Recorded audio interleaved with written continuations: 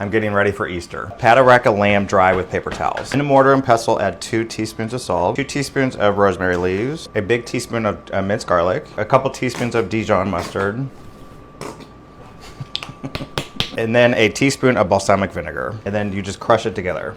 Brush the mixture on top. Did you guys always have lamb or ham for Easter?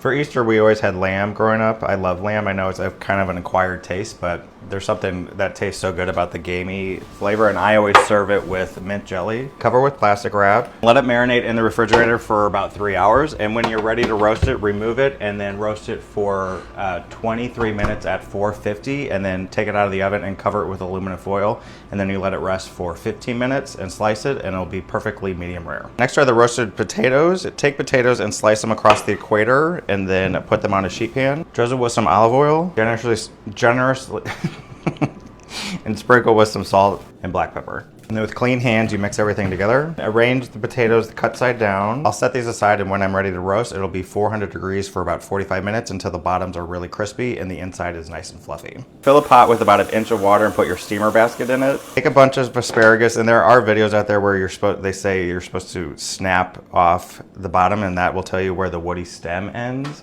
But what I usually do is I take the rubber band and we'll just cut right above the bottom rubber band, and I kind of just eyeball it. Put the asparagus in the steamer basket and then pop the lid on. And then what I do, I usually just let it sit on the stove until I'm ready to steam, and then I will crank the heat on and I'll steam it for about 6 to 8 minutes until they're tender, and that's about it.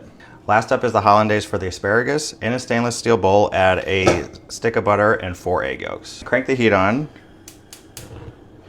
and then constantly whisking for about 10 minutes. You whisk it until it becomes a little thick, and you just want to be careful not to make it too hot that it separates, because once you do that, there's no coming back. After about 5 or 10 minutes, it will become a little thick, and that's the consistency you want. Off heat, add a couple tablespoons of lemon juice, and then whisk it through. Transfer it to a bowl. Cover with plastic wrap, but make sure the plastic wrap sits on top of the sauce so it doesn't create a skin. I let it sit out at room temperature, and right before I'm about to serve it, I will put a couple tablespoons of really hot tap water in it and mix it through, and I'll come back to the consistency that you want. When everyone gets here, I will just kind of throw everything in the oven, and I'm just setting myself up for success.